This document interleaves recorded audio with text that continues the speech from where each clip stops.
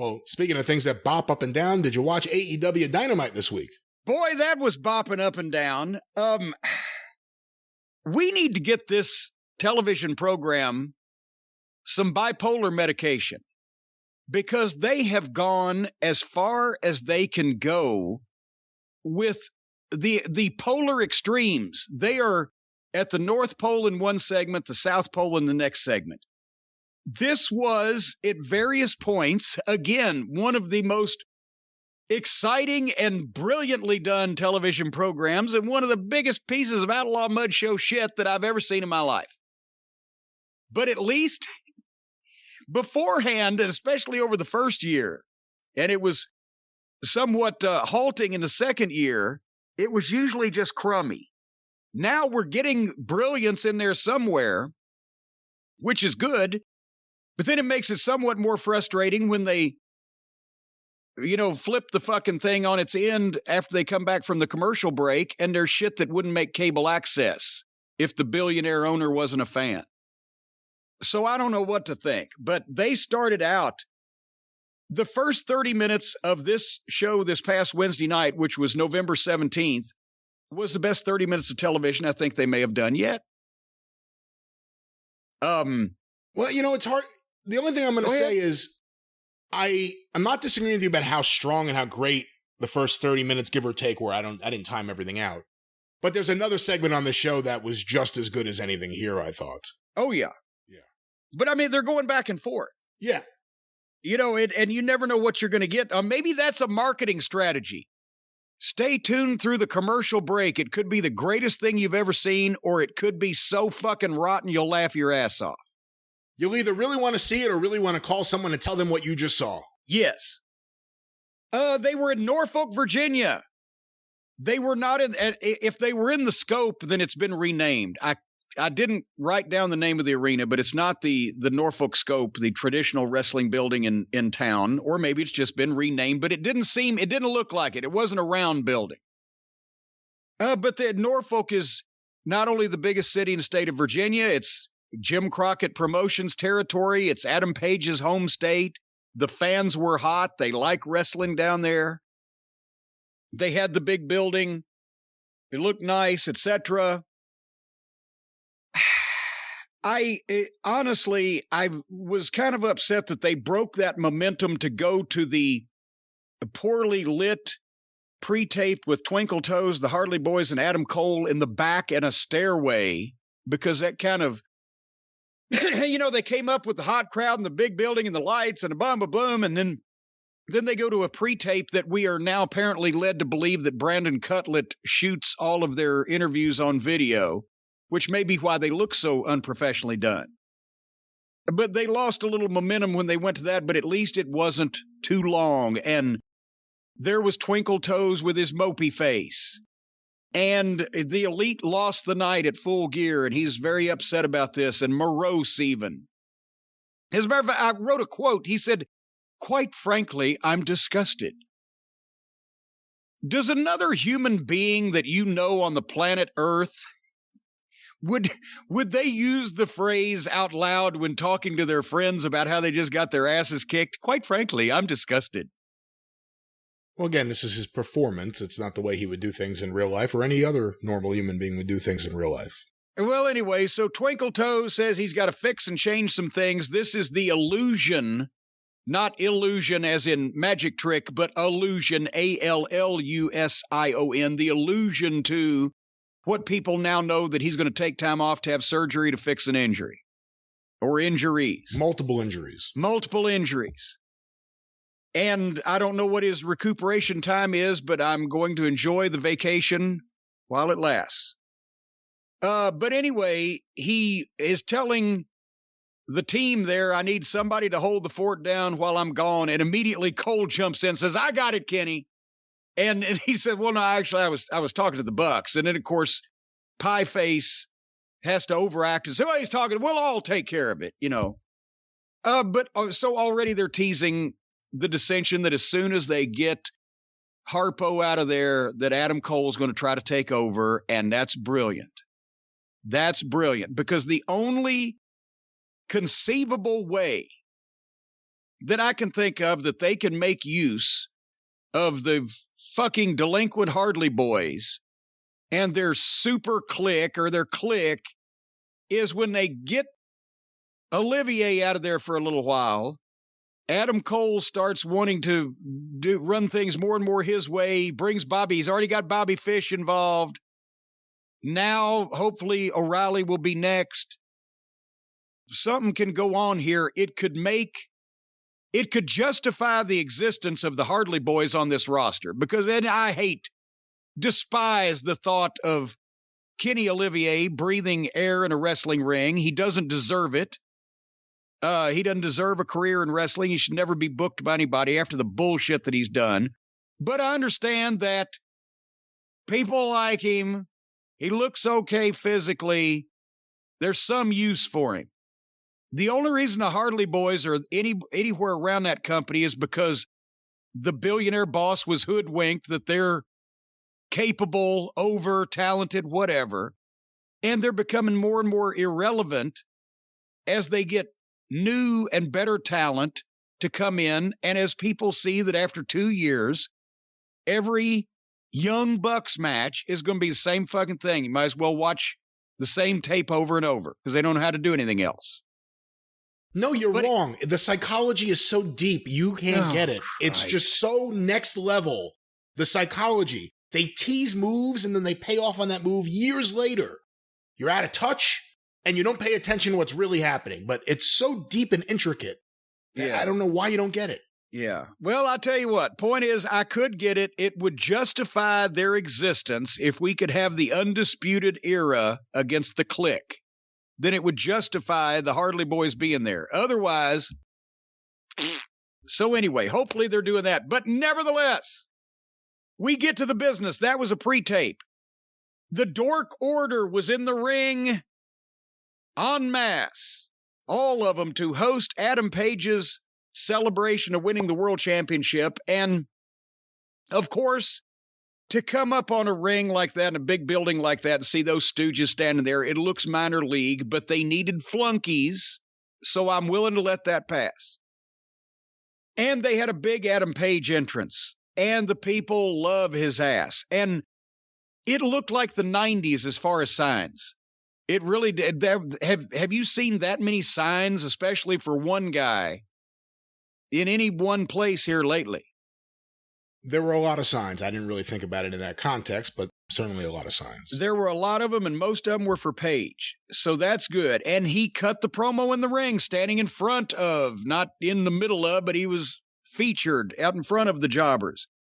He's got personality. He's well-spoken. He has a baby-face delivery and a great smile and look on his face. He's finally acting like he's somebody. And this is what they needed all along. I'm sorry. It's bullshit about this. Oh, the reason why they like him now is because he was conflicted and he lost his confidence like all of us do. And then he drank, but he found some friends to take place of his other friend. Fuck you, fuck you, fuck you. If he had come out 2 years ago when he came out, they liked him, they cheered for him, they loved him. They wanted to see him be the champion, right? If he had spoken intelligently and seriously and only associated with top-level main event guys during all this period of time, they'd still like him just as much, if not more, because they liked him to begin with. And they wanted to see him win the title. And all the taking jobbers for ice cream and being a not even believable. That's another thing. People talk about this long-term story. Well, the long-term story was bullshit. Nobody believed it because nobody does run-ins with a fucking whiskey in their hand, even if they are fucking drunk. It wasn't believable. And they had him wasting his promo talent trying to tell this convoluted bullshit story. And they had him associating with irrelevant minor personalities, which main event guys don't normally do or shouldn't. So it's not like that story has gotten him over here. That story for the past 2 years has gotten in the way of what people wanted to see to begin with, which was him win the fucking belt. But anyway. People wanted cowboy shit before the whole drunken, sad cowboy thing. They were ready for that. They were ready for what they're cheering for now 2 years ago. That's why they were chanting it. But now he's acted like he's somebody. And that's good. And he mentions that now, of course, next, because he's won the tournament for the shot at the title, Bryan Danielson, as soon as his name left Paige's lips, the music hits. And JR says, interesting timing. Can they let it breathe for 15 seconds? There's not a lot of difference between, and next is Bryan Danielson, music, and next is Bryan Danielson, and he's been a champion all over the world, but I guarantee you, he's never faced a man with my determination or resolve, and music. 15 seconds, but it doesn't just let it breathe, for fuck's sake. He almost jumped the gun. The music came out almost before he said the fucking name. Anyway, but having said that, Danielson comes down the ramp clapping like a smartass already. He said, congratulations. They thought he was going to knock him, but he said, congratulations, and shakes his hand, and then starts a seamless, brilliant heel turn by just being a smartass. And he says Danielson says he's excited for the match, but he's surprised and disappointed that it's not old Twinkle Toes. And Paige has, well, I beat him, and it was in less than 30 minutes, playing on the time limit draw. And, I mean, Danielson he's not acting like a heel. He's still kind of the smiling guy and the aw shucks Bryan Danielson, but he's saying some great shit. He's not going to be a guy that dresses like a Ghostbuster on Halloween, making fun of dipshit. He was kind of channeling Andy Kaufman there. Of course, Virginia boos hard work. And that type of thing. And basically, by the time that this finished, the people were booing the fuck out of Bryan Danielson, who just served the second course at the Last Supper last week, right? It even to Danielson, Paige offering him the match and Danielson declining it. Well, because Paige isn't dressed. I don't want to beat him, and Paige's excuse is he wasn't ready. Or how about the line before that? To me, the line that really shifted the whole tone of the thing was when he said, when I won the title at WrestleMania, I defended the belt the next night. Yeah. That was the line that was like, oh shit, this is something here. Yeah. And the people just started getting on him. And then they went head to head and started shoving each other. And that's where they needed the flunkies, because the Dork Order had to be the one to separate everybody. But they were both allegedly baby faces, so they didn't, expect to get in a fight. But anyway, they get in the middle of them. And then Danielson says, they know I'd kick his ass. They won't let him go. And they did let him go. And Paige tackles Danielson, and Danielson bails. It was brilliant. You got to go out of your way, as the kids say, to see this thing, because Danielson was fucking great. And Paige, again, now that he has something, professional to do, he's fine. The only thing I didn't like about this was now Danielson's going to have a match against Pizzeria Uno, and I've got to watch a pleather-clad potato to see heel Bryan Danielson. But they start the match, and thank God this wasn't one of those deals where, okay, now we're going to try to make it look like Uno knows what he's doing. Because as soon as they locked up, the first time Uno shot Danielson off out of a headlock, he can't even shoot a guy off out of a headlock. He shrugged his head, didn't even take a step. But Danielson more or less put himself in position for Fatso to do a few things at the start, and then mostly started kicking the shit out of him. And to the point where now the people were on the yes kicks, the people were chanting no. They picked up on it that quick. And they were booing his ass. They've actually got a heel. This is brilliant. Because remember I said everybody is a baby face. Everybody in their title tournament, almost every featured person of any name, value, star power, whatever, they have got in a position where they just had no person of conflict. So now this is brilliant. Anyway, I loved watching Danielson slap this fucking goof around.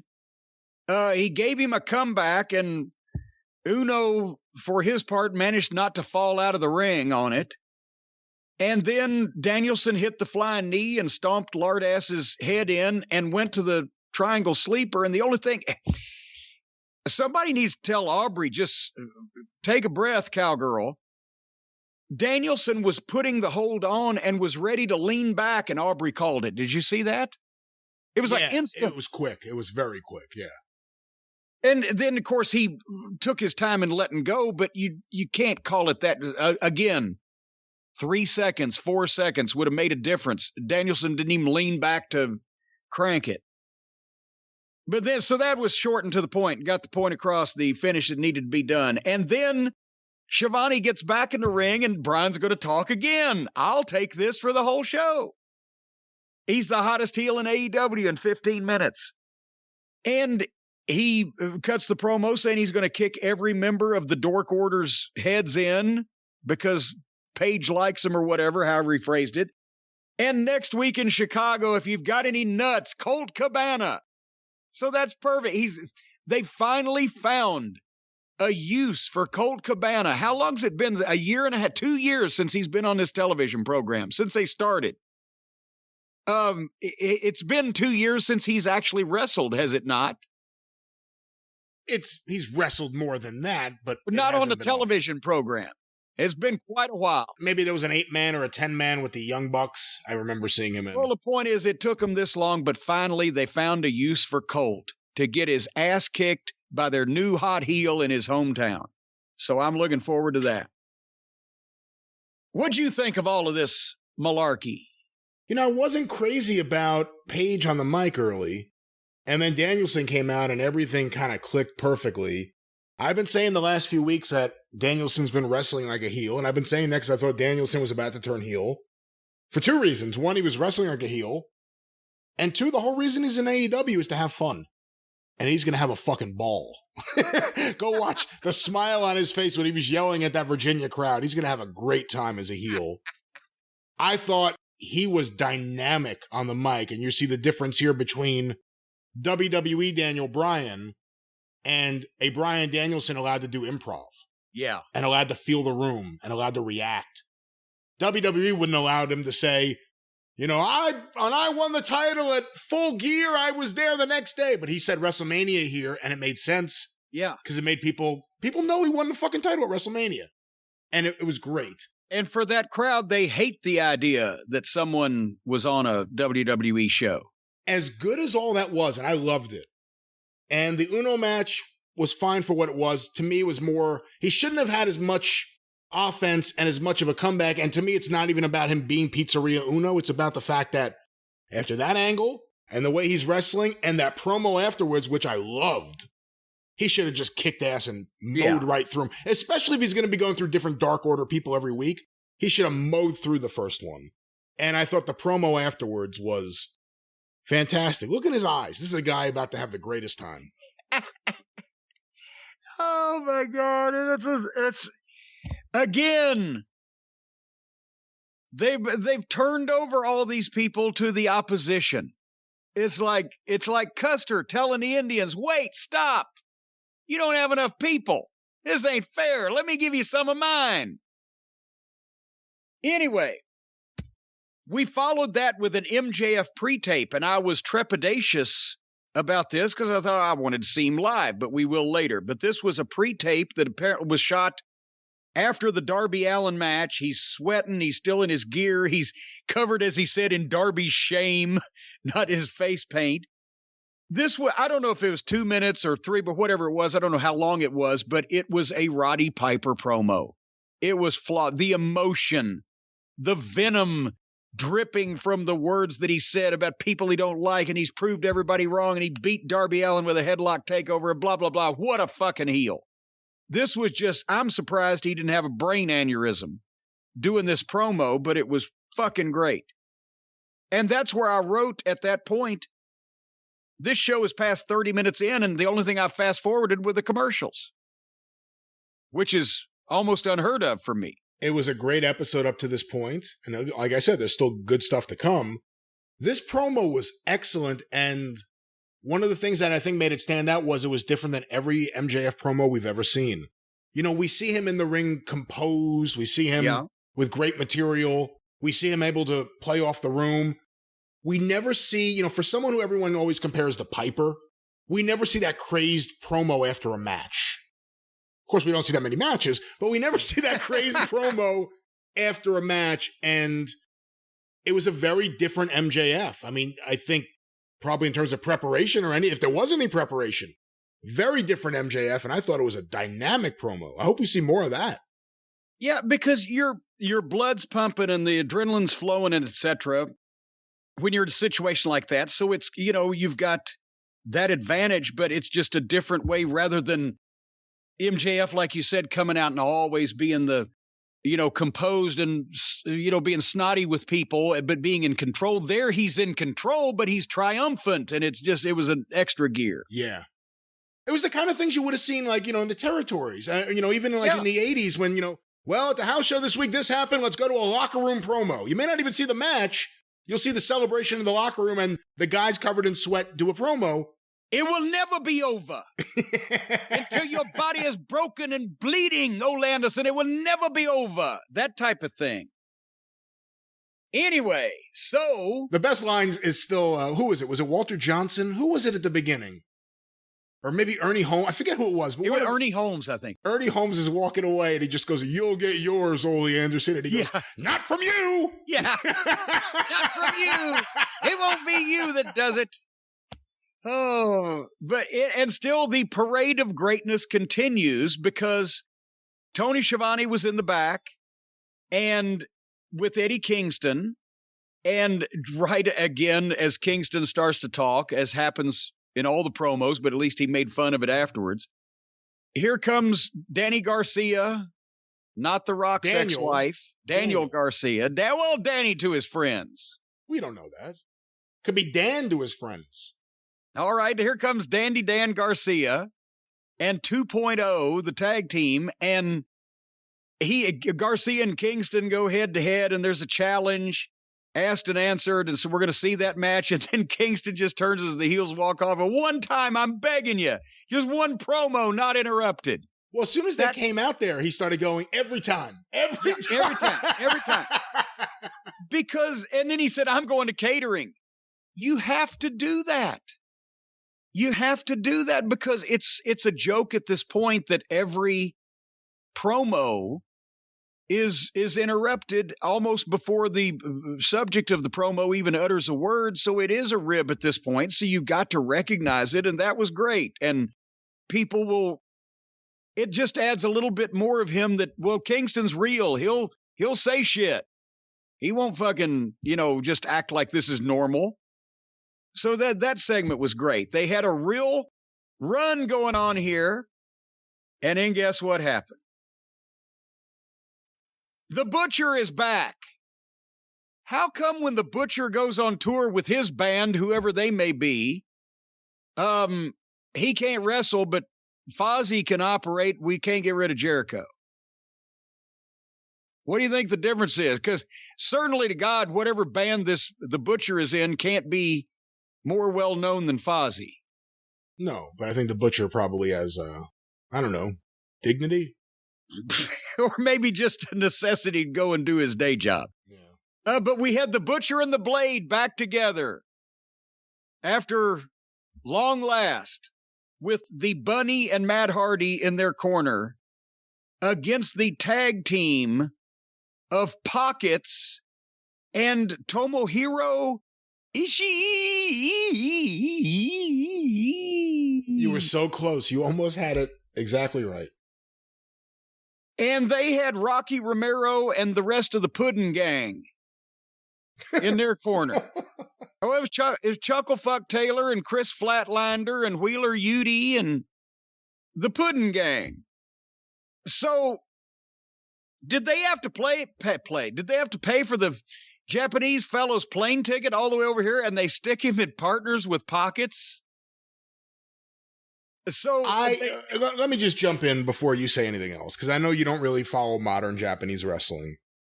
But a few years ago, when I started really watching a lot of stuff again, Tomohiro Ishii became one of my favorite guys there. There's a match he had with Shinsuke Nakamura on the same show with the match of the year, AJ Styles versus Suzuki. The better match on that show is Tomohiro Ishii versus Shinsuke Nakamura, one of the greatest matches I've ever seen. He's a smaller guy. He's stiff. He works hard. They put him in the stupidest possible situation if you're going to have this guy on your TV show, to the point where if you've never seen this guy before, I don't think he looked that impressive. And even if you have seen him before, like, let's say me, why the fuck is this the match they put him in? So before you rip on anything, let me just say, I've been a fan of his. I think he's great. I think they're out of their fucking minds for using him like this. I'll ask you a question. Did this match suck pond water? To me, it did. Yeah. Okay. They followed the best 30-something minutes of television they've ever done with bad comedy and outlaw talent. And Tomohiro Ishii looks like Killer Khan if he was 5'2". He made Tojo Yamamoto look like he could play in the NBA. Oh, come on. I'm wondering, is Tomohiro Ishii, is he really Uno without the mask and the bodysuit? Oh, stop it. Now you're being crazy. Come on. He's a very talented professional wrestler. Well, this match started with Pockets rolling around with his hands in his pockets, playing pocket pool as he normally does. And then Tojo got in. I'm sorry, it's not Tojo Yamamoto. It's Tomohiro Ishii. He got in and did whatever the fuck he did, and I started fast forwarding, and it seemed to go forever on speed search.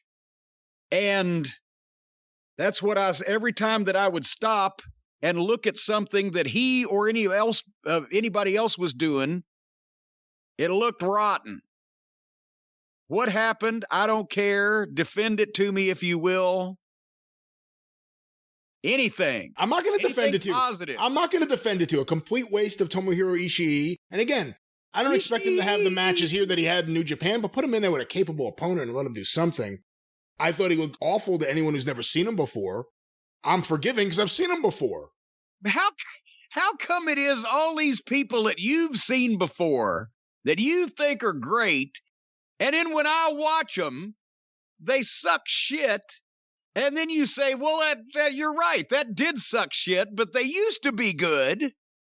Look, it sucks shit. He was teaming with Orange Cassidy against the Matt Hardy tag team. I'm not going to blame Ishii. Out of all the problems in that match, I didn't see Tomohiro Ishii is the least. I didn't see him out there looking like fucking Tiger Mask or goddamn Fujinami or anybody. There are certain people on that even roster. Kuniaki Kobayashi. I like Kobayashi. Actually, I think Kobayashi Tiger Mask is almost as good as some of those Dynamite Kid matches if people really want to evaluate it on just the quality of the match, not the importance. And does anybody today even recognize Kobayashi? Kuniaki Kobayashi, folks. Like Brian said, it was almost as good as Tiger Mask and Dynamite Kid. Kid Kobe. He was a badass. Nobody says anything about him anymore. You're taking up for Tomohiro Ishii. I am, and Kuniaki Kobayashi. But what I was going to say is, look, I get Orange Cassidy. Tony likes him. He moves merch. He's their mascot. You know what? I can forgive him because he's their mascot. I don't like it. I don't enjoy it. I've seen the entire act. I didn't like it the first time I saw it, let alone the replay performances. But I understand why he's there. No one can justify Matt Hardy and his group having any national TV time to me. If someone's going to go, oh, but the rating was up. Yeah, I don't know if it's because of them. But when I see them, it's a bathroom break. And the thing that pissed me off the most was I wanted to see Ishii. I didn't realize it was going to be garbage. I should have. But I didn't go to the bathroom. This should have been the bathroom break spot. It should have been a 5-minute match in between all the good shit. You missed your piss. I missed my piss. There were other opportunities. But this should have been the buffer in between the first batch of good shit and the second batch of good shit. But this went on way too long, and I hated it. Wouldn't you know who lost the piss? Brian Last. Brian Last lost the piss. Take my bathroom breaks by putting New Japan legends in there with fucking joke wrestlers. What the fuck? Take my dick, please. Well, Brian, but the point is, what do you think the odds are that the next time you say, oh, so-and-so is so good, you got to watch them, and I do watch them, what do you think the odds are that they're going to suck just like every other time? Oh, you're asking me this in a rough week. The odds are pretty good, I think. Well, I'll tell you what, folks, if you want to beat the odds, you got to go to our friends at Stat Hero. I'll just slide this in right here while we have a chance. While some of you still have some money out there and you want something to do with it, I'll show you how to make some more of it. Go to Stat Hero, because nobody plays daily fantasy sports to lose, because winning feels so much better. But these traditional fantasy sports people, wearing raincoats in darkened theaters in shady parts of town, the traditional fantasy sports, that type of neighborhood, they're a long-term losing proposition, because you never know who or what you're up against, or who they've been with, or what they might have. So therefore, you want to stay away from them. You want to go to a clean place with honest people like Stat Hero, the first of its kind daily fantasy sports platform where it's you versus the house in head-to-head fantasy matchups with the winner to take all. No more fantasies in those raincoats and those darkened theaters. Now you're going to bring your fantasies right out in the daylight where we can all see them. And here's the crazy part. Stat Hero will show you theirs before you show them yours. How did this take a turn like this? They literally will show you theirs before you show them yours. Does everything have to be vulgar? That's my question to you, Mr. Jim Cornette. Many people say yes. Stat Hero will show you their lineup before you play, and you handpick the team that you want to face one-on-one. So once you're handpicked, you're in there and you're farting through silk. It's a never-before-seen innovation of a fantasy sports and sports betting hybrid that has Stat Hero players clocking odds that are over 4 times better. Better than what you say, it doesn't say, but better is good, and positive is always good too, except when you're the Iron Sheik. 4 times better. Why? That's what I'd like to know, because you don't have to compete against thousands of experts or unknowns. Stat Hero puts you in control of your fate. It's what daily fantasies should be, one-on-one. Although we've mentioned, if you have fantasies where it's 4-on-1, 5-on-1, even 20-on-1, who are we to judge? Folks, right now, you can sign up for free at stathero.com, STATHERO, stathero.com/JCE. Use the promo code JCE for a 100% deposit match. The way I understand this is you put some money in, and then they match it 100%. So it's like doubling your money. And you have twice as much money as you used to have until you lose it all. And then you've lost all your money plus their money. So fuck, I bet they're probably going to be pissed. If you lose your money, it's one thing. But if you lose their money, they're going to come find you. The goal is to win and win lots of money. You better watch your P's and Q's, people, and win this money. Because if they're going to just hand you money like that, you better win it, or elsewise they're going to come find you. Anyway, stathero.com/JCE. Use the promo code JCE for a 100% match. Terms and conditions apply. I don't know what they are, but they're probably very strict. All right, well, back to Dynamite, I assume. Yes, back to Dynamite, because Tony Schiavone, again, did he just have a bunion last week? They gave him a break. He didn't have to be in every scene. It's like Tony he's announcing. He's at every pre-taped interview in the back. He's in every in-ring interview. Can anybody else climb into the ring? Can anybody else take the hover around and go to the back? It's poor Tony. But he was in the back with Andre Olio, FTR, and Tully Blanchard. And, of course, Andre started. His promos sound like John Merrick, the Elephant Man.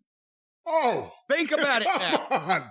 Think about it, and you'll never be able to unhear that again. I am not an animal. He spoke better than Andrade. I hate to say, but... a wrestler. What?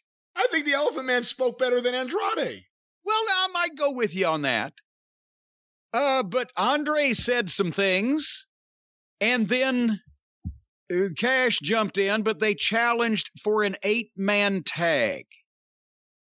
you got to be ribbing me. We're not going to, at least we could get a rematch with FTR and the Lucha Brothers so that they could try to get a good one this time and get the finish off without one member of FTR being knocked senseless by all that crazy shit that the Lucha Brothers do that comes out of nowhere and you can't see coming. But now we're going to have to watch an 8-man tag with all the rest of the peripheral. Who will this 8-man tag even be? Jesus. I believe it's FTR, Andrade, and probably Malachi. Yeah, so they're crossing their angles again. Versus the Lucha Brothers, who are over, and Pac, and Cody, which is a way to get Cody aligned with people who actually get cheered. So we got that to look out for coming up. And then, after the break, Tony was there with Britt Baker and Reba and Jamie, and they talked about Thunder Rosa. And I wrote, Shivani's got to be triplets at this point. You know what, though? Shivani should do this role. I don't know if we're not seeing Marvez just because it's football season and that's his shoot job. Not that he's not making lots of AEW money. But Shivani should be doing the backstage interviews because he adds nothing on commentary. And actually, I think things would be better right now. Jim Ross was a lot better on Dynamite than he was on the pay-per-view. He was actually, he sounded, I wrote this somewhere, I think later on in the last match, but he was actually excited some. And you can tell also I can tell sometimes by silences because I've announced with JR for literally hundreds of hours of television that JR and I have done. I'm not exaggerating that. And sometimes when I hear him when he's not saying anything, it's like he's trying to think, oh my God, I don't know what to say about what I'm looking at. Possibly I'll just lay out, that type of thing. But it would be helpful if you had JR and then you had excrement to fill in the names of all the holes that he's their nobody lead guy. gives a shit Whatever about. we want to say about him, he is their lead guy and probably the most important guy for them right now. And I think Jim Ross is the name and the voice, and not to take anything away from him, but he's going through radiation treatment. I know people younger than him and I know people older than him who have gone through it, and it's not easy for anyone. Yeah. So his energy, I would think, unless Jim Ross is superhuman, his energy is going to be zapped for a while. And I just don't think Shivani yelling words and telling you how excited he is to be alive and be in AEW is going to help. I think if you have Excalibur for his role, again, not my choice, but he's their guy.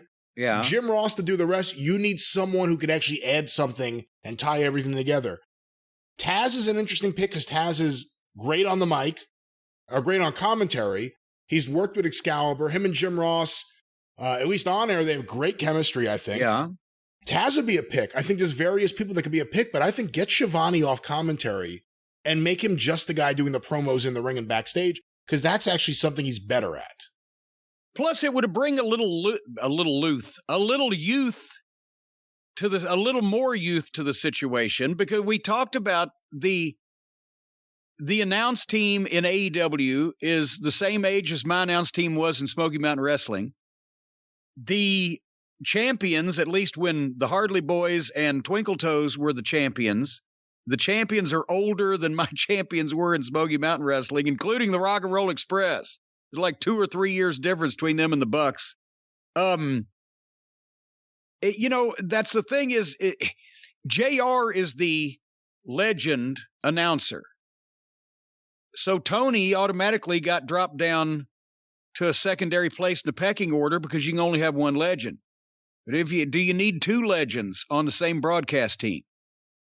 So you're right, maybe better off doing the interviews. And plus he's the one that's in the best shape. And also you never see excrement out from behind the desk. So I'm wondering if something's happened, does he not wear pants?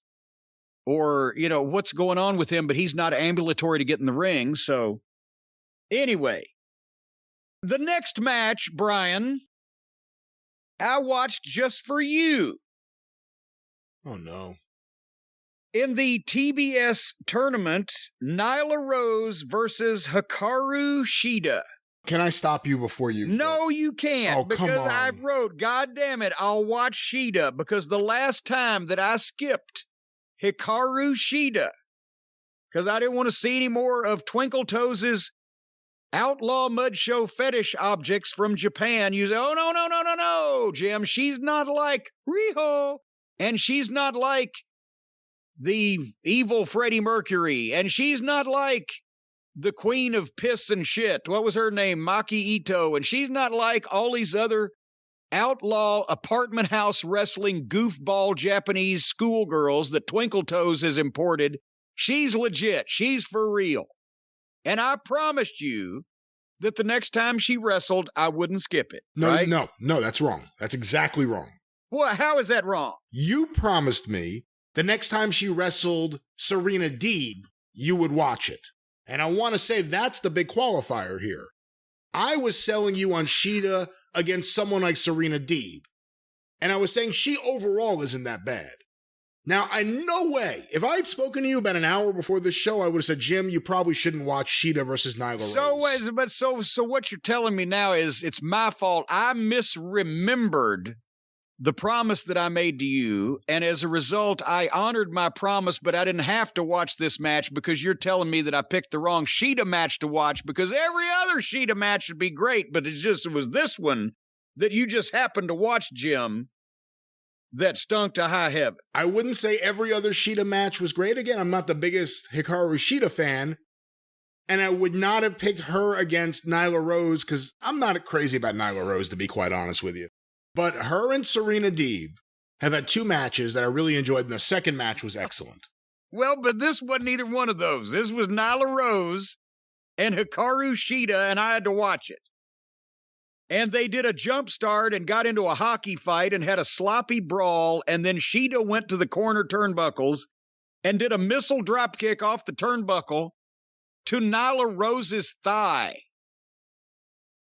Was that intentional, or did she just fucking miss? And then she missed a standing kick, Shida did. Either that or Nyla Rose just didn't bother to walk into it. Then they stopped their match completely, and Nyla Rose rolled out on the floor. And they looked at each other with Shida in the ring and Nyla Rose on the floor. Then Shida rolled out and Nyla Rose rolled in. And now that they had switched positions, they looked at each other. And then Shida rolled in the ring, and Nyla Rose just went over and got on her and started kicking the shit out of her. And the heat was basically Nyla Rose choking Hikaru Shida in the ropes incessantly. I did notate that I liked Nyla Rose in relation to the rest of the female roster in AEW 2 years ago. So why aren't they making her the fucking top heel girl and Britt Baker, try to reprise a little Awesome Kong Gail Kim thing? I think Nyla Rose has gotten worse. Possibly it's inactivity because you don't see her a lot anymore. Shida tried that fucking chair jump spot, which is she does in every match, is the reason why I don't want to watch her to begin with, because it's fucking silly. But Nyla Rose clobbered her and put her in the chair and then goes, and this girl sits in the folding chair on the floor where Nyla Rose has put her, while Nyla Rose gets her big ass up on the apron, goes all the way down to the turnbuckle, runs back down and cannonballs, and Shida moved and she cannonballed the chair. And then Shida got the biggest pop of the entire match when, for whatever reason, she hit poor Vicky Guerrero with a kendo stick. Poor Vicky's in her 50s and out there trying to make some kind of chicken salad out of this chicken shit. And that was the break spot. They're going to a break. I said, this ain't the finish. I'm done.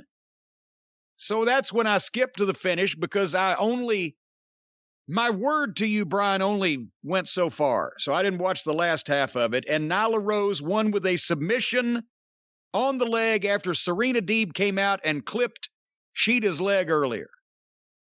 So maybe we'll see Shida and Serena soon. Sheesh. Maybe we'll get Nyla and Jade soon. Oh, you can't be sick. You know what? Who's left in the tournament? I don't know, but my God, Nyla Rose against Jane Cargill could be one for the ages. That could be Shockmaster level. Something could go wrong. Okay, for the record, just so we know, here's the bracket who's left.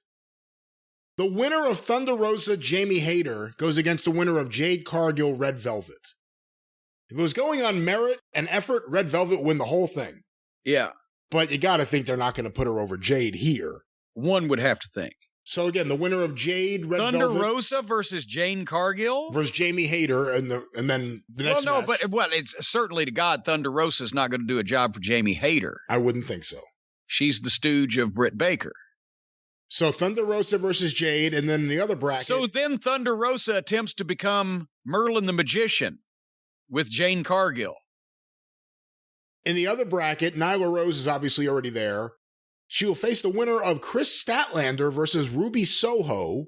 Ooh! I gotta think it'll be Ruby. One would think. So Ruby and Nyla versus the winner of Rosa and Cargill.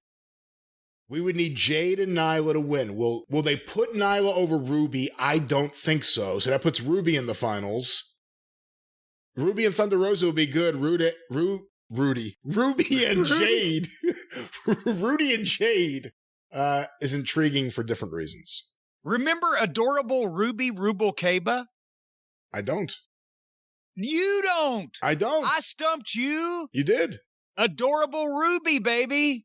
Adorable Rudy, rather. Adorable Rudy Rubalcaba. He was a luchador in the 60s and 70s, and he worked at some point in the Los Angeles, Southern California territory. Adorable Rudy. Anyway. Did you ever actually see him, or you just know about him? No, I've seen pictures of him, and I like the name. But also because now he's a hero of mine because I stumped you on a wrestler you had not heard of, which is almost impossible. Do you know Gordo Chihuahua? Gordo Chihuahua, yes. Okay. I used to know him and his son Pepe Chihuahua. Right. No, I have heard of Gordo Chihuahua. Thank you. Don't try to come up with some, Chihuahua. It was spelled Chihuahua, but it pronounced Chihuahua.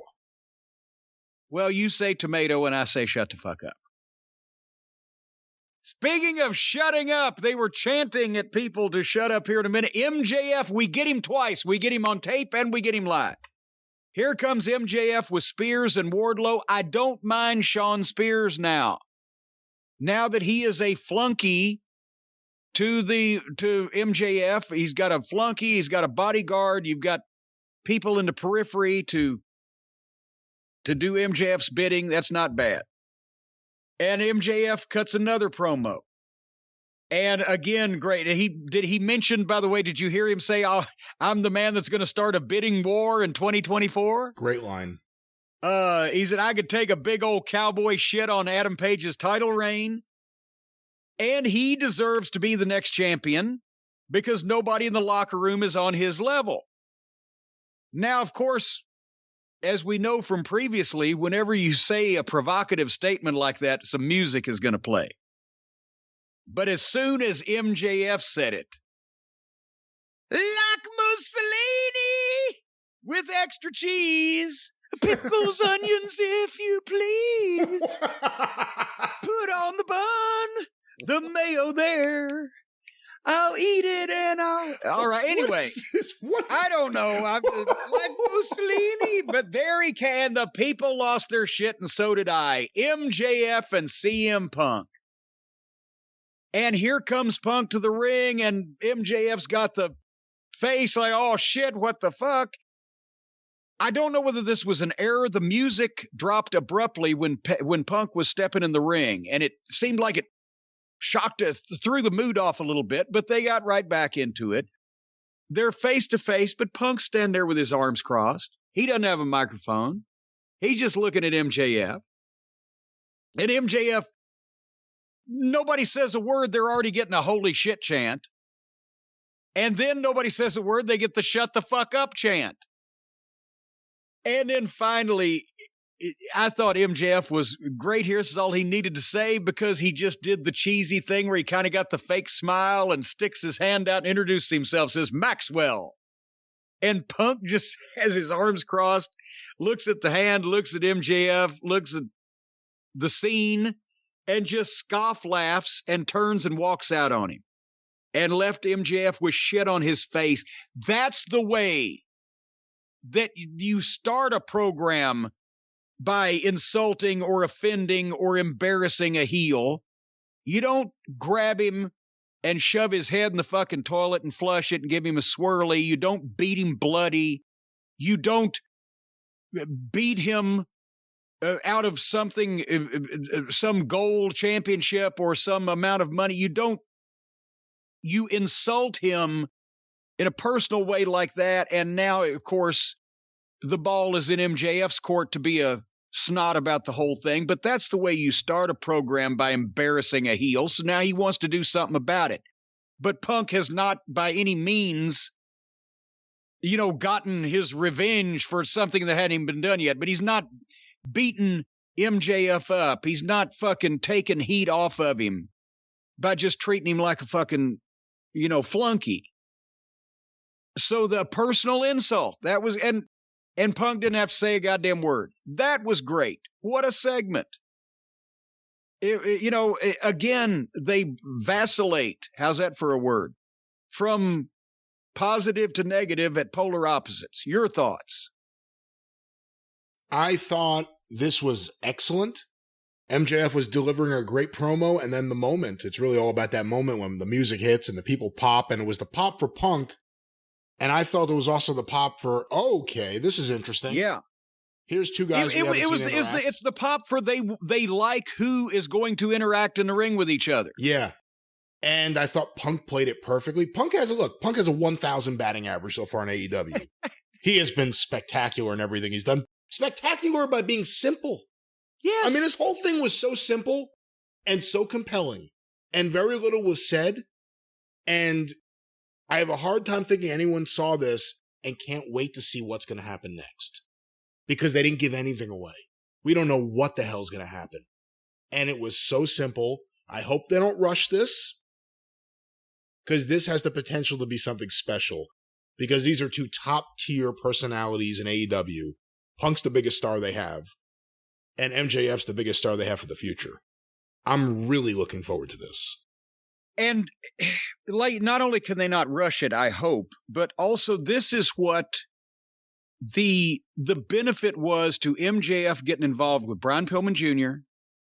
It did elevate temporarily Brian Pillman Jr. to be involved in something like that, to have spotlight on him as a single, to be involved with a guy like MJF that people do take as an upper card guy.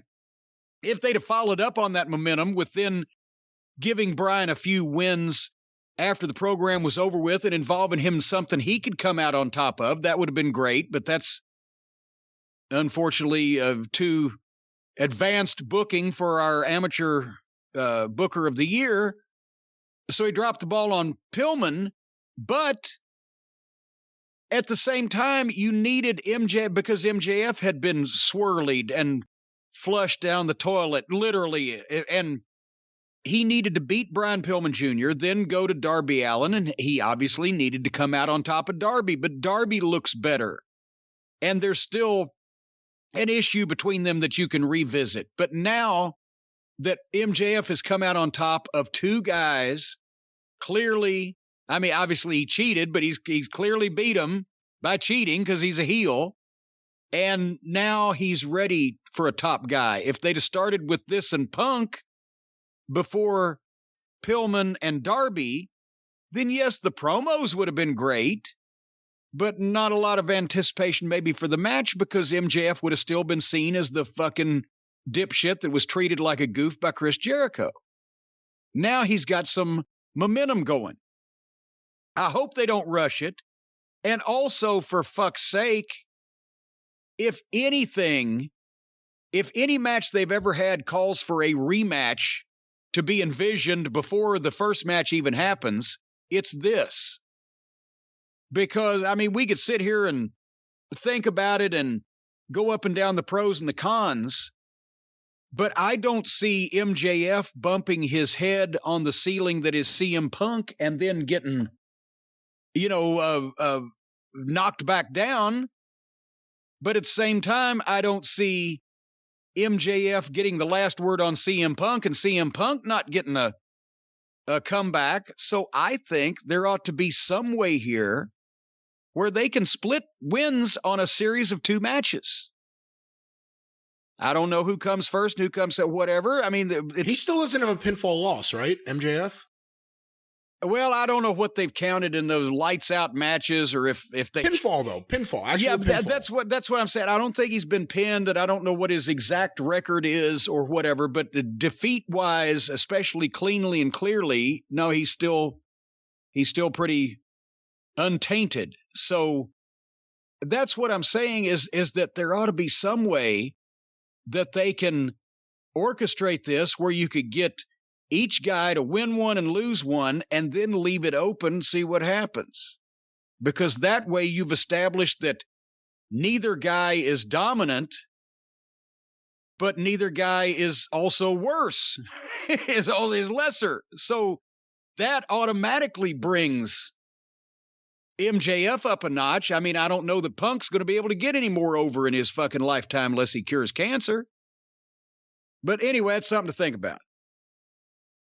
And then there was Tony Schiavone again with Darby Allin, who is saying Maxwell didn't break me mentally. And this is where Darby is hurt that he recited lines that he had written.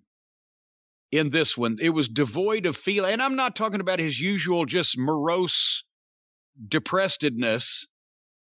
He was reciting lines with no feeling and not even using contractions. He had written this down, obviously. And he said Max didn't break him mentally, and he wanted the biggest and baddest challengers. And suddenly, I like Billy Gunn. I've known Billy Gunn for 30 years, and Billy Gunn's a nice guy, and he's fun to hang out with. I'm not knocking him at all. But all of a sudden, Darby Allin says, I want the biggest and the baddest. Has Billy Gunn been on TV in 6 months since he and his sons turned heel? No, I forgot about that. Yeah, they turned heel. I forgot. Yeah, and then suddenly Billy Gunn just hops in and says, well, I'll take it. I mean, he had to be standing 10 feet off camera, and his sons were with him. And so Billy Gunn has accepted the challenge because he's the biggest and the baddest. So you got Billy Gunn's 6'5", 275, and Darby Allin is 5'5", he ain't 175, 150. So, but it'll be a good match because Billy Gunn can work and Darby Allin is Darby Allin. But it was a little surprising. I would not have picked, if you said who's going to come in and say they're the biggest and baddest, I wouldn't have picked Billy Gunn because I wouldn't have thought of it. Yeah, I don't know why they're doing this unless it's a 1 week thing where Darby's going to beat them and move on to something that's important. Well, imagine, hey, you know what? Maybe the Booker of the Year did learn after we chastised him for the Brian Pillman dropping of the ball. Darby just did a job to a top heel. So now he's going to come back and he's going to get a win or two on TV against quality opponents. Is Darby the biggest babyface to not smile since Magnum TA? Well, yes, but even Magnum would smile in the ring every once in a while. Yeah, if there was a girl in the crowd. But yeah, I think Darby is possibly the most morose babyface I've ever seen. But he's got a lot going on. He's worried about he's worried about having to sleep in his car again someday, and et cetera, et cetera. So now we left that and we went back to the Hardley Boys and Adam Cole again.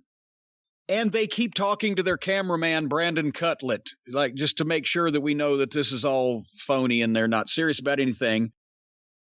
Cole was trying to have his oomph here that he had in NXT, but he's surrounded by children and cartoons, and Pie Face overacted horribly here. But they brought Bobby Fish in, and basically now they're establishing that an old friend of Cole's is around, and Bobby Fish is going to be involved in this tag team match and blah, blah, blah. So we're going to see, hopefully, that this is another step in trying to get the gang back together, as they say, with the Undisputed Era. But just Pie Face is just insufferable. Yeah, I actually don't mind Nick. But Matt Jackson is just the most preposterous wrestler in the ring and in promos. I wish there was an AEW supercut. Like a 1 hour show of just the good stuff. It would be the best wrestling show. The problem is the really good stuff almost always has this kind of shit following it. Like Matt Jackson's bad acting. There's more good shit than ever before. So what am I complaining about? We shouldn't knock it. It would be like one of those best of tapes that we used to get when we were tape traders, and the blank VHS tapes were $25 a piece. So you just put the good stuff on. So like Vern Gagne's AWA TV show, it was all interviews, 6 hours of interviews, because all the matches were horrible. But somewhere else you'd put the main event, whatever. They ought to do maybe it could be a premium service. We will pay $25 a week or whatever it is if we don't have to see the segments involving the Hardy Boys and etc. Maybe an idea. They might be able to take in some extra money. Very interesting. You know the one thing that the Hardy Boys will not have to worry about this year during the holidays? Getting laid? No. Well, you know that they're not going to worry about that. They won't have to worry about shaving their balls because they don't have any hair on them. But folks, if you're grown men, if you're grown adult men and you have hair protruding from your balls, from your sphincter, from your taintal area, from inside your nose, from your ears, from any other orifices you have, either that you were born with or that you've had opened up since you've been alive, you can clean them all out with the products from Manscaped. And I'll tell you what, there's a big deal now. Holiday has come early because now they've got new products from Manscaped, the all-new Ultra Premium Body Wash and a 2-in-1 shampoo and conditioner. Folks, it is time to give yourself the gift of beautiful skin, hair, and balls this holiday season. We can't do anything about the face. That's up to nature. But your hygiene routine will never be the same with these great new products. You've got the Ultra Premium Body Wash. It's a 16-ounce aluminum bottle with a pump top, and it's infused with aloe vera and sea salt to keep your skin feeling clean, refreshed, moisturized. Aloe vera and sea salt, that sounds like my wing sauce. If you're going to be using the body wash, you got to make sure it's good for your skin, and this is because they use a clean, vegan, dye-free formula, and it's scented with their authentic, refined cologne. I didn't know that these formulas were vegan, so I guess not only can you use this for body wash, but also a refreshing drink in the shower? No, I would suggest you do not drink any of the Manscaped products. They are meant for external use only. Well, but it says vegan, so... That doesn't mean anything. I figured it was for a vegan diet. And these things, they're also very low carb. Anyway, the new 2-in-1 shampoo and conditioner, that has key ingredients also. It's going to benefit you because it's going to help remove toxins while hydrating your hair and scalp. That's the sea kelp extract. You never know what sea kelp is going to do. It removes toxins, hydrates hair and scalp, sometimes removes skin. No! What? No? There is nothing that Manscaped is going to send you that will remove your skin upon application. Oh, I'm sorry. Please don't even joke about that, and please, listeners, get that out of your mind. I'm sorry. That's not the sea kelp. That's land kelp that removes skin. That's a completely different thing. It's got the coconut water. It hydrates you, nourishing and conditioning. The Saw Palmetto. That's where Saw Palmetto, he either ran a used car dealership down in Tampa, or elsewise, I believe he was an insurance salesman. But that helps promote hair strengthening and regenerating. And don't forget about the flagship product, the Lawnmower 4.0. The technology, the trimmer that reduces cuts on your nuts and keeps your trimmed pubes a thing of beauty. And don't use the same trimmer on your face as you're using on your balls. You can get different ones. But anyway, that's why they've got the Manscaped Perfect Package 4.0 with the Crop Preserver, the Crop Reviver, the anti-chafing ball deodorant, moisturizer, and toner, etc. Folks, 'tis the season to load up on Manscaped products.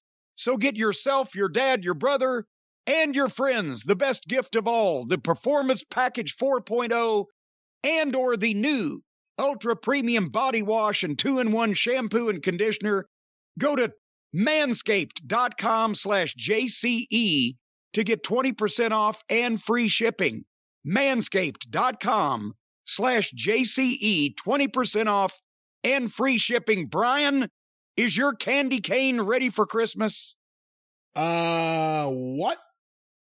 Is your candy cane ready for Christmas? I assume so, but I remind you I am Jewish and I celebrate the wonderful festival of lights known as Hanukkah. All right, and is your hog ready for Hanukkah? My menorah's ready for Hanukkah, as well as my dreidel. Well, and hey, you're not supposed to use those dreidels, at least not over any open wounds. But I just don't want any of your significant others or people in your social circle to get any pubes in their teeth or anything this year. We got to keep the candy cane clean and slick and refreshed. That's right. Manscaped, folks. They don't mind vulgarity. That's right. And we love those type of people. You know, and here's another thing. I just noticed about the anti-chafing ball deodorant. This is a very good point. You already put deodorant on your armpits. Why don't you put deodorant on the smelliest part of your fucking body? That's what they're asking. Well, actually, you shouldn't insert this stuff anally. But why would you even put that out there? Well, they said the smelliest part of your body. Actually, my ass probably smells a little worse than my balls. Jesus Christ. Actually, it all smells good because I use the Manscaped. But if I was left to my natural resources, I'd want to put some deodorant up my anal orifice before I put it on my balls. But that's just me. You can do what you want. That's just you. I don't know where we've gone, but manscaped.com, promo code JCE. You can do whatever legally. Do whatever you want. Well, whatever they recommend. Do what thou wilt shall be the whole of the Manscaped instructions. All right, well, let's continue manscaping through this AEW Dynamite episode. All right, well, the next match on the Dynamite program was your favorite tag team, your new favorite team, Lio Rush and Dante Martin, took on the Acclaimed. They are my new favorite team. You're right. Well, thankfully you saw them before this match. I liked Caster's rap when he said, Leo, you're better off as a manager. Apparently, Max Caster's listening to the program here. I mean, you know, this match is proof of the need for small territories and or training programs like OVW, or I'm not saying the Performance Center because that was too fast food but I'm talking about all of these guys. Well, Lio Rush is along, but Dante Martin and both members of the Acclaimed have so much potential and they got talent, but there's no place for them to go to have matches in front of a few people and not be seen on national television or not be seen on worldwide internet or whatever, because it's no fault of their own. Dante Martin's 20 years old and he's an amazing physical specimen. He can do the leaping and etc. But these guys, they're just green. And then when they try to do all the acrobatics, because when they each are known for their acrobatics and then they get in the ring with somebody else that's known for their acrobatics, and all of a sudden, the first minute of this match was the closest thing I've seen in 20 years to the Mexican Minis. And then they can do that stuff fairly well. You can't keep track of it, but they can do that stuff better than they can do the simple shit. Remember, I've talked about the guys these days, they just, when you try to get on top of them and punch them or get heat on them, they just cover up in a ball and put their hands over their head and don't open up for you. That not opening up for a guy used to get you fucking punched in the fucking face. In one of the Acclaimed, I think it was Caster, I'm trying to remember, but he got on top of Dante Martin and he was trying to, in the mount, and he's trying to punch him, right? And Dante Martin is covering up with his left arm to the point where the Acclaimed member can't throw a good-looking punch to anything. It looks like it's making contact. So he actually, the Acclaimed guy grabbed Dante Martin's left arm and put it under his knee and kneeled on the guy's arm to try to hold it down so he could throw a punch without getting blocked. And then the other partner comes in and tries to do the same thing, and Dante Martin does the same thing. So that Acclaimed member just punched Dante Martin's bicep over and over. And they have no basics. they go out and they set up moves and spots, but they don't know how to start from point A and get to point B or a lineal progression in the match. They just wander around. They've all got potential, but they're not ready for national TV unless you have an intensive training program for a guy like Dante Martin, and he's in that all the time, and he drops out of it once a week to be on TV in a concerted push only involving him with opponents that are veterans that can lead him and get the most out of him. This is just guys having basically a training school practice match on national TV. Not anything against these guys, but they're not ready for it, especially on a program with the talent we're seeing now. Maybe a year and a half ago, they fit right in. But now they've got major talent on this program, and it's not fair to these guys. Yes, I know you want to get them over. Best way you get Dante Martin over is by hiding him for 2 years and finding a veteran that was motivated and interested in doing something like that kind of had an in-ring style that would be complementary to something that Dante could do, and say, hey, I'll give you $200,000 a year and I'll set you up with a ring and a barn. Train this fucking guy. He's going to be a superstar. That'd be the best thing you could do to Dante for the next, and then he'll be 22 years old. Imagine that. What'd you think? You and I don't see eye to eye on this match. I loved it. I thought it was great. I really liked Leo and Dante together. In terms of just athleticism, I think Dante Martin may be the most impressive guy in the industry. In terms of the things he could do in the air. Well, now, hold on, Cowboy. The things he could do in the air. He's very impressive. Yes, he is. Now, the most impressive person in the whole industry. When it comes to that high-flying stuff. When it comes to that high-flying stuff. Well, whatever happened to Mark Quinn? Is he in federal witness protection? Mark Quinn was able to jump really high up, which Dante seems to be able to do also. Yeah, Dante has a little more grace to him, maybe, in some of these things. It's almost like he floats on air. It's almost like he floats on air at times. I think Leo, look, other than his size, and I know you'll never get past that, and I can't blame you, but I also think he's in an environment where there are enough guys close to his size that you could do something. But even when he's in there with bigger guys, and Bowens and Caster are both bigger than him, he's so unique in the way he works. I love his promos. I like his presence. I think he gives off a great star quality. It's just the size, but when you watch him work, and he doesn't wrestle, he's not like Matt Jackson. You know, he's not wrestling like a road warrior. He's wrestling like a little guy who needs to find ways to use his speed and size to get around guys to be able to do things in a match. Ducking and dodging, floating like a butterfly, and I like that. Stinging like a bee. And I like that. And you know, did I include Leo Rush in with the other three guys when I just said all those things? No, I'm just, you asked my opinion of the match. You asked my opinion of the match, I thought. The Acclaimed, I like the raps. And I think Max Caster usually has at least one or two clever lines. Hopefully a line that won't make the audience cringe and cancel him, but usually it's a clever line or two.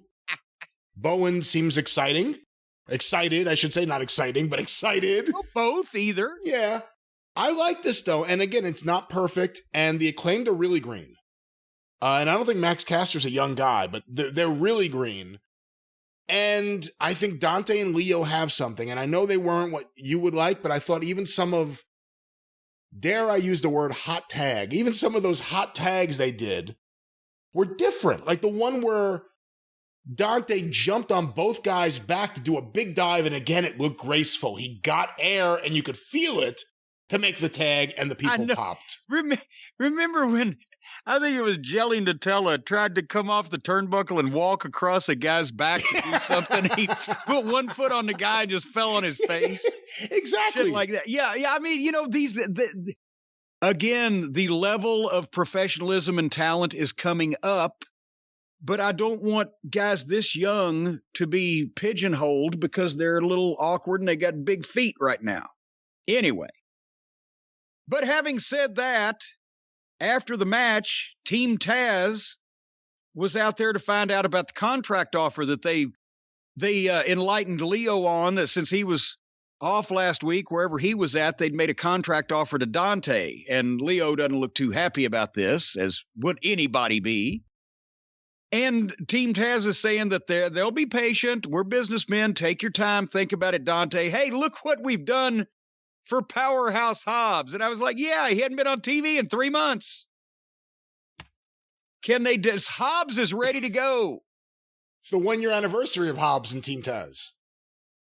But there you go. It's so... Again, Hobbs, they've got guys that you don't see that are ready to go and ready to be pushed and ready to be ball players. And Hobbs is green, but because he doesn't do the Cirque du Soleil style of wrestling, he's just a big, badass, smash mouth, power slamming, spine buster and fucking guy. His green doesn't show as badly. And you can do something there. So, but he's never on TV, but Team Taz has done a lot for him. So hopefully, if Dante signs, then he'll be off TV, like I just said he should be for a while, till he gets older. By the way, I'll take that. I'll take Team Taz feuding with Dante and Leo. Ricky Starks against Dante and Leo. Hobbs in there. If let's see how Leo works against a guy the size of Hobbs. I'd be interested in seeing that. And Taz on the mic doing promos and Leo doing promos and Hook standing there. I was about to say, what about Hook? Hook's the greatest character who doesn't do anything in the history of wrestling. I always think of Punk saying, send Hook. You know what would be the greatest long-term storytelling in wrestling? If AEW lasts for 40 years, in 40 years from now on a TV show, there is fucking 61-year-old Hook still standing, has never said or done anything. That would be long-term storytelling. They had an interview with the Lucha Brothers and Alex real quick. How the fuck is Alex not with heels? He exudes. I mean, I can see Alex Abrahantes working in any territory in the territory days of wrestling and getting stabbed his first week, just with his method of verbal delivery. And he's with the baby faces. I don't get that. I suppose you don't care enough to chime in. I mean, there's nothing else to say. I'm just happy. We love Alex. I'm just happy he gets on TV. All right, the main event we've all been waiting on. And you know, when I got to watching this, it started watching it, I realized, I said I was looking forward to the match, and then I realized this is a TV title match. Jay Lethal and Sammy Guevara. It's Jay Lethal's debut on television. My God, I didn't think they were going to switch the title, which, spoiler, they didn't. And I thought, my God, he's going to lose his debut on television. It's the first time that dawned on me. This was a great match. And everybody did come out looking better. And Jay Lethal got a nice introduction. But, Brian, taking the last 10 years out of the equation, because there's such strange things have gone on in the wrestling business the last 10 years, you can't really judge by that. But in the previous 110 years of pro wrestling, can you, off the top of your head, and you have demonstrated a savant-like ability and recall about wrestling, despite you not knowing adorable Rudy Rubalcaba, can you remember a star of any level debuting in a new promotion on television and losing their very first match? That's a phenomenon, I believe, known as Triple H. Because we saw that with Taz in WWF, where he lost his first match as ECW champion, I think still, to Triple H. And then we saw that with Chris Benoit when he went to the WWF right after being the WCW champion.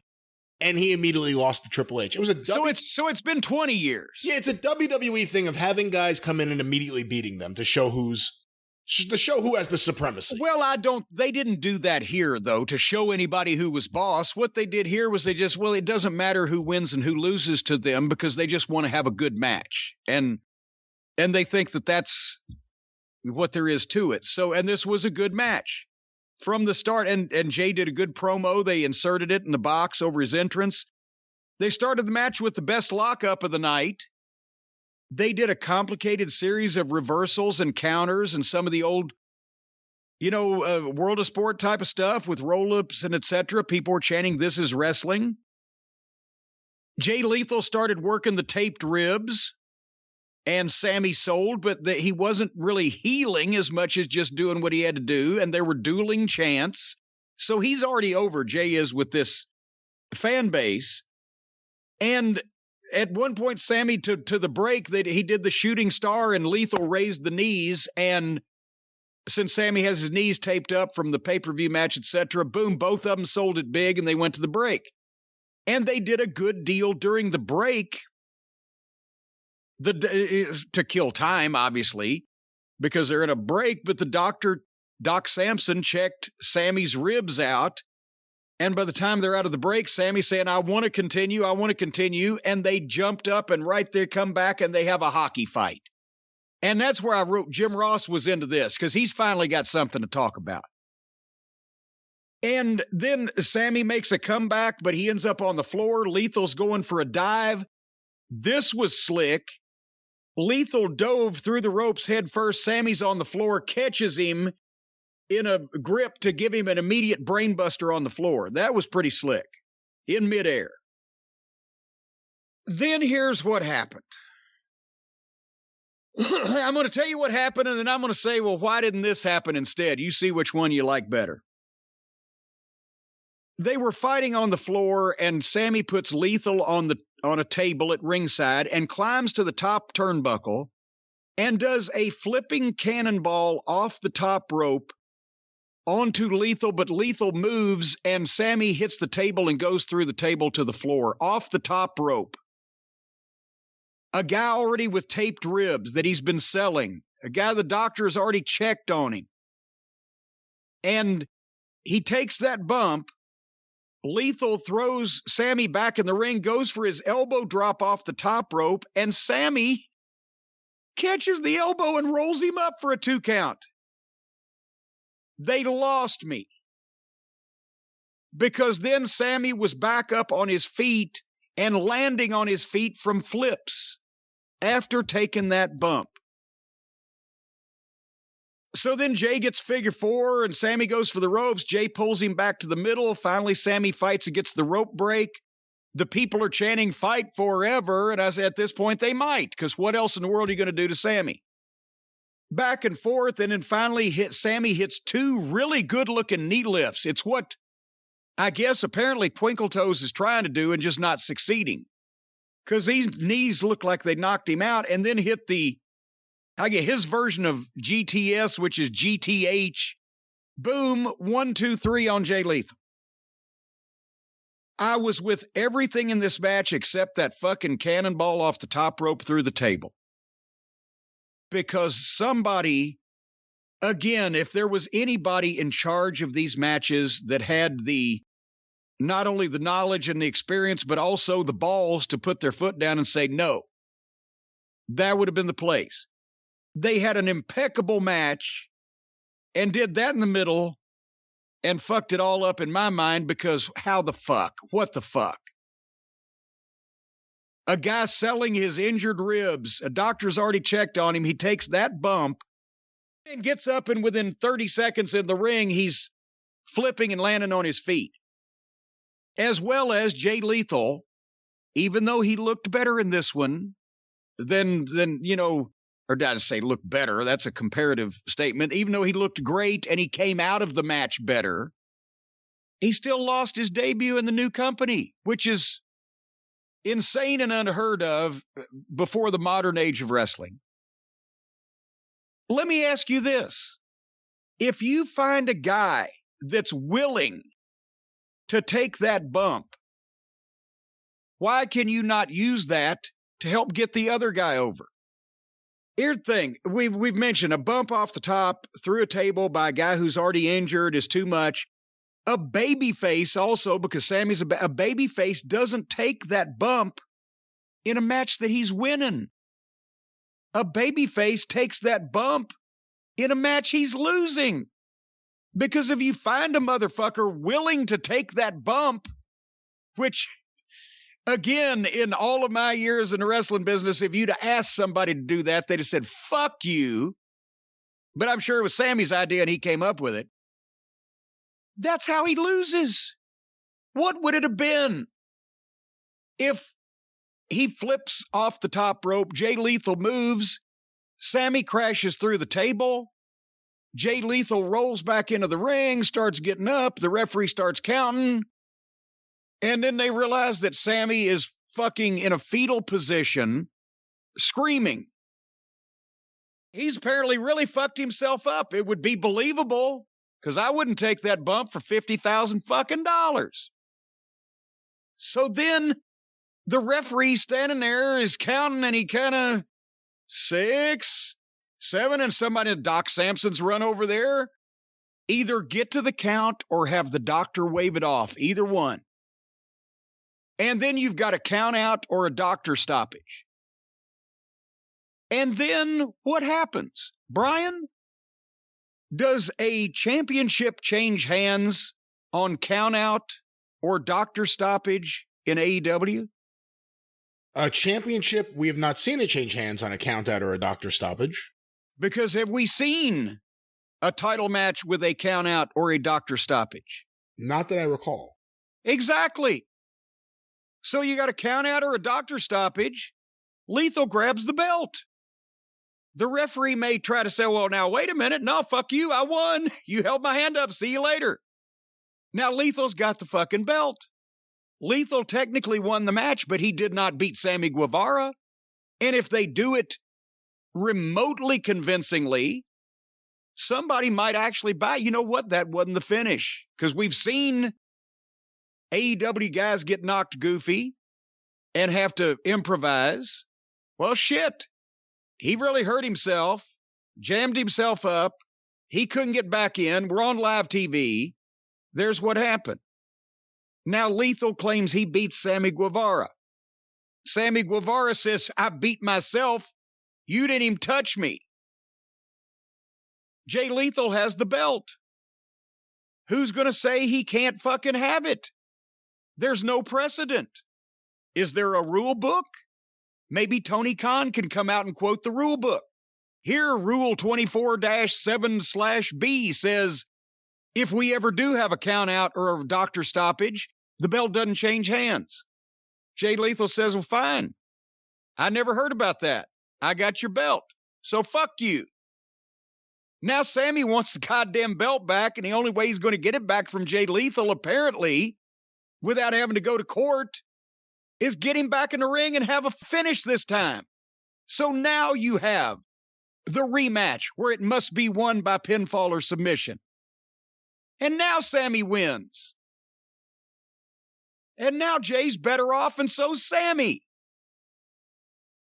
What do you think? I think you should be a booker. Well, I've toyed with the idea, but I've been too busy most of my life. Sadly, going into the match, you kind of knew that Jay Lethal wasn't going to win. Well, once I realized it was a title match, I knew that.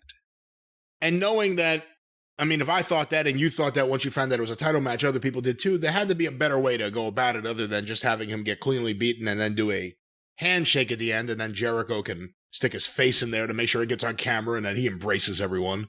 Would it have been shocking and gotten a lot of buzz if Jay Lethal had won that title even by that method? Would it also have gotten buzz if they were able to convince people that Sammy Guevara had been shaken up and his physical status remains unknown for a week or so until he has tests? And then it's going to take, by the time we tell this story and by the time Sammy's able to wrestle again in a few weeks and by the time that Jay Lethal's willing to play ball because now he's all convinced that he's hot shit, it'd take about 4 to 6 weeks to get a match between the two of them slotted back in. In the meantime, Jay Lethal can go out and wrestle a couple of weeks on TV where even if they don't say he's defending the TV title, he says he's defending the TV title. He puts it up on his own. The announcers say it's not sanctioned because we don't even know if he's really the champion, and that has not been cleared up yet. Possibly Tony Khan says the belt is held up pending a rematch. Title's currently vacant. Jay Lethal says, fuck you. I've got this belt, and it's around my waist, and if anybody's going to take it, they're going to have to beat me. And then he beats a couple of people before the rematch with Guevara. And boom, shakalaka, there goes the Dynamite. It would have been better than what they did, for certain. But Jim, on the topic, before we wrap things up, one thing I wanted to ask you about, because it was a story that came out. I assume we're done talking about the match and Dynamite. Yes, but other also just applause for Tony Khan hiring Jay Lethal. They got another piece of quality talent there, and it was a good match with that glaring exception. That's my closing thought on that before we wrap up. Reports are that backstage in Virginia at AEW Dynamite were the Briscoe brothers. Please, Tony, for Christmas, can we have some Briscoes and FTR? But you know what? He'd probably sign the Briscoes and put them with the Lucha Brothers too, and that would suck also. There's a common thread there. They might mesh better with the Lucha Brothers than FTR does. Well, that would be saying an electric chair is better than a gas chamber, but I get what you're saying. But yes, can you imagine if, again, a tag team roster, including FTR and the Briscoe brothers, would be far and away the best. And then the Lucha Brothers and the Hardy Boys could play amongst themselves. And then let's see if we can get Fish and O'Reilly back in the mix. And that we could start having some fantastic tag team matches. So yes, we want some Briscoes for Christmas, Santa Tony.